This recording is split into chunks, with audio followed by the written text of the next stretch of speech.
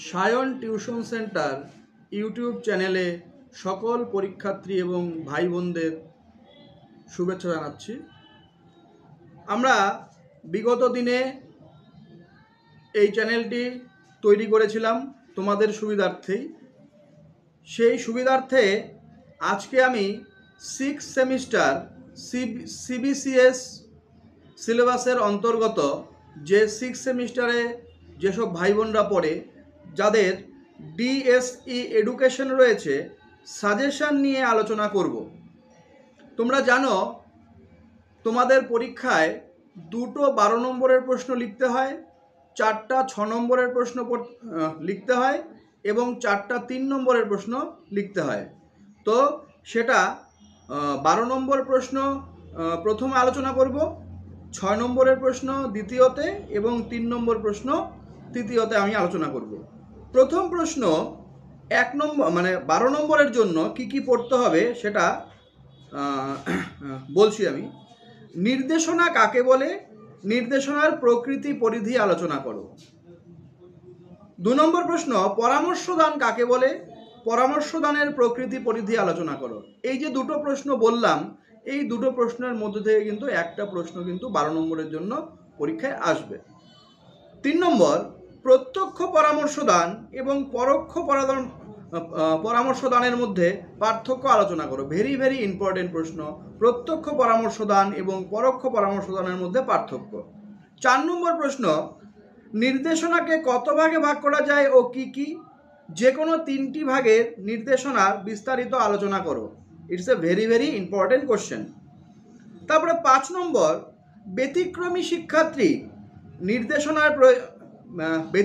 শিক্ষার্থীদের নির্দেশনার প্রয়োজনীয়তা আলোচনা করো। ব্যতিক্রমী শিক্ষার্থীদের নির্দেশনার প্রয়োজনীয়তা আলোচনা করো। এই যে 5টা প্রশ্ন বললাম 12 নম্বরের জন্য, এই 5টা প্রশ্ন very very very very important.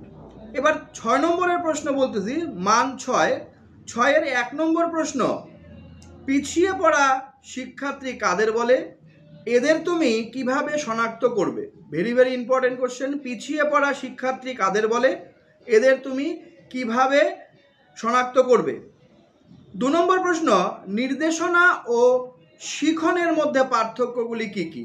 নির্দেশনা ও শিখনের মধ্যে পার্থক্যগুলি কি কি? 3 নম্বর প্রশ্ন একজন আদর্শ পরামর্শদাতা বৈশিষ্ট্যগুলি আলোচনা করো। একজন আদর্শ পরামর্শদাতার বৈশিষ্ট্যগুলি আলোচনা করো। 4 নম্বর প্রশ্ন পিছিয়ে পড়া বা অনগ্রসর শিক্ষার্থীদের বৈশিষ্ট্য আলোচনা করো। পিছিয়ে পড়া বা অনগ্রসর শিক্ষার্থীদের বৈশিষ্ট্য আলোচনা করো। 5 নম্বর প্রশ্ন পেশাগত নির্দেশনার উদ্দেশ্য এবং প্রয়োজনীয়তা আলোচনা করো। পেশাগত নির্দেশনার উদ্দেশ্য ও প্রয়োজনীয়তা আলোচনা করো। এবার 6 নম্বরের লাস্ট প্রশ্ন নির্দেশনা ও পরামর্শদানের মধ্যে মৌলিক পার্থক্যগুলি লেখো। এটা গেল এই 6টা প্রশ্ন যে বললাম, 6 দাগের প্রশ্ন এটা। এগুলো কিন্তু পড়ে গেলেই তোমাদের কিন্তু পরীক্ষায় তোমরা লিখতে পারবে এবং পরীক্ষা খুব ভালো হবে। মান 3 দাগের প্রশ্ন 1 নম্বর প্রশ্ন পরামর্শদানের গুরুত্ব আলোচনা করো। 3-এর জন্য ভালোভাবে পড়বে। 2 নম্বর প্রশ্ন শিক্ষামূলক নির্দেশনার উদ্দেশ্যগুলি কি কি আলোচনা করো। 3 নম্বর প্রশ্ন ডাইলেক্সিয়া কি? এটা খুব ভালো প্রশ্ন কিন্তু। 4 নম্বর প্রশ্ন প্রতিভাবান শিক্ষার্থী কাদের বলে? 5 নম্বর প্রশ্ন পিছিয়ে পড়া শিক্ষার্থী কাদের বলে? 6 নম্বর প্রশ্ন ব্যক্তিত্বের সংলক্ষণ বলতে কি বোঝো? আবার বলছি প্রশ্নটা, ব্যক্তিত্বের সংলক্ষণ বলতে কি বোঝো? আর 7 নম্বর প্রশ্ন শিখন অক্ষমতার প্রকারভেদগুলি আলোচনা করো। এই হলো তোমাদের ডিএসসি এডুকেশন 6 সেমিস্টার সিবিসিএস সিলেবাসের অন্তর্গত তোমাদের 6 সেমিস্টারের সাজেশন।